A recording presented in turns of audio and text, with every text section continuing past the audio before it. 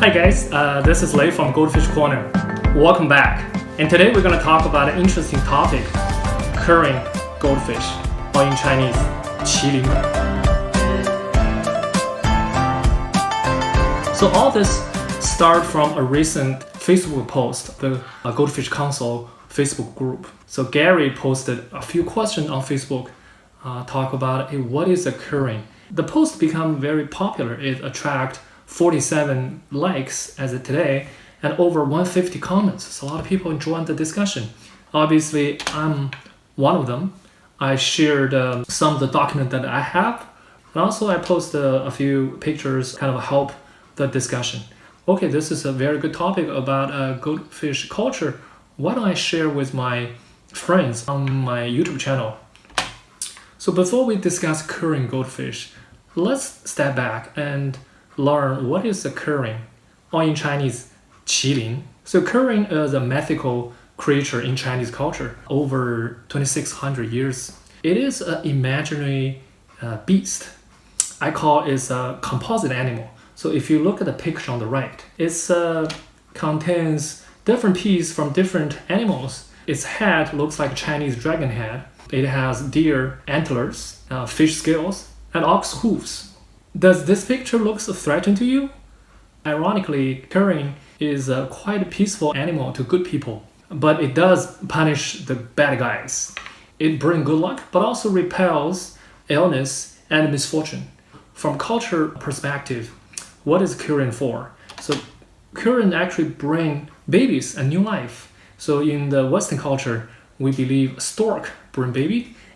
Obviously, Kirin bring good luck. Just like this four leaves hamrock in West culture. The last one is equality or justice, because Kirin has very big eyes and it can tell good or bad, right or wrong. That's why Kirin also you see in the traditional Chinese court, it has Kirin images. Well, now let's look at some real stuff. This is a Kirin on a plate. This plate was made in Shunzhi area of the Qing dynasty. So it's roughly 1650s. There's a very vivid Kirin on the plate. So if you zoom in on the scale, you can see clearly there's a two-color pattern on each scale. Blue center, which is a darker in the center, white color or white rim around the edge of the scale. So we call it a two-color pattern, blue center, white rim. So let's look at the other things. So not only on the plate, Kirin sometimes also appears on people's clothes. For instance, a woman's robe, we call it changyi. You can see there's a beautiful Kirin and also lucky clouds stitched on the changyi. It's made in late Qing dynasty, which is around early 20th centuries, about 1900. Let's zoom in. Now you can see there's a vivid, colorful Kirin in the center of the changyi, and if you look at carefully of the scale also has a two-color pattern, but this time this color pattern is reversed. So the previous plate, it has dark center, light color rim, and this one has white or light color center surrounded by the blue or darker color rim at the edge. So now let's go back to the definition of Kirin goldfish. Let's make it clear, Kirin goldfish is not a breed. It's not something like a pearl scale or telescope or eggfish. It's not a breed. Kirin goldfish means more as a certain color pattern on their scales. So as you can see, this book is called Zhu Yu Pu, published in 1720s. This book actually gave a clear definition of what is Kirin goldfish. Luckily, I have this image copy of the book. The next one, I'm gonna translate line by line. All right, here's my translation. It says Kirin scale pattern. And Kirin goldfish have two colors on each scale, either red center, white rim, or white center, red rim, or yellow center and black rim, or black center, yellow rim. So all this color pattern is only one criteria. The second criteria is their fins. I think many people may miss that part, is the Kirin goldfish fin have the same stripe pattern as the scale.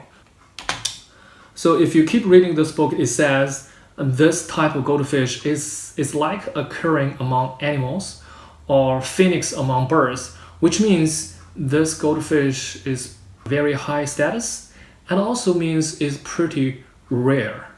Just to make a clarification here, Kirin goldfish was pretty rare back to 200 years ago, but as of now, Kirin goldfish is less common but not rare. You can see many examples. And also, as you can see, the last part, it documented a story about Kirin goldfish back to the late Ming Dynasty, early 17th centuries. Now I did some study. I collected a few different pictures of different color patterns. So the book talk about 4 color patterns. But if you look at a Kirin, the picture, most time it has dark center, light rim. So this one we had a red center, white rim. The last one is a black center, yellow rim. So the book also mentioned those 2 patterns in the middle, white center, red rim, yellow center, black rim. They haven't found anything, which I personally believe those 2 patterns may not even exist. And then I look at other pictures, I find quite a few different color patterns. So this one is actually red center, yellow rim. The second one is chocolate center, white rim. This one is actually common. It's black center, white rim. And the last one is black center, blue rim. So you roughly have 8 different color patterns based on my personal collection. Now let's enjoy a few examples of beautiful Kirin goldfish, which I got from Professor Wei He.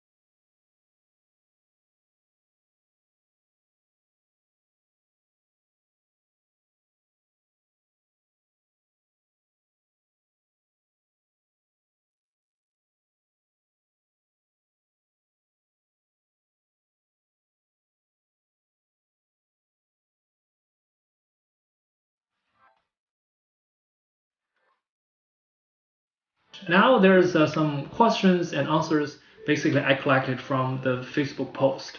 There are 2 questions. So the first question, hey, what is the difference between Kirin goldfish scales versus Matsubara coil scale? I'm not a coil expert.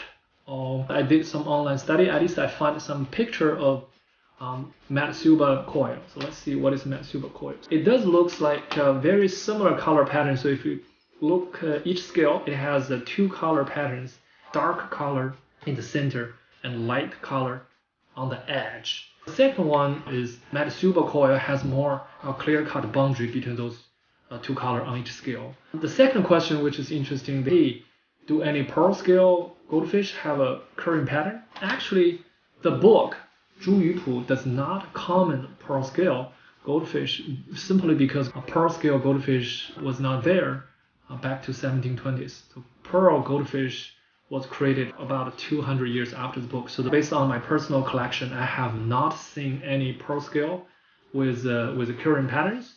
So if you saw anyone Facebook me or comment below.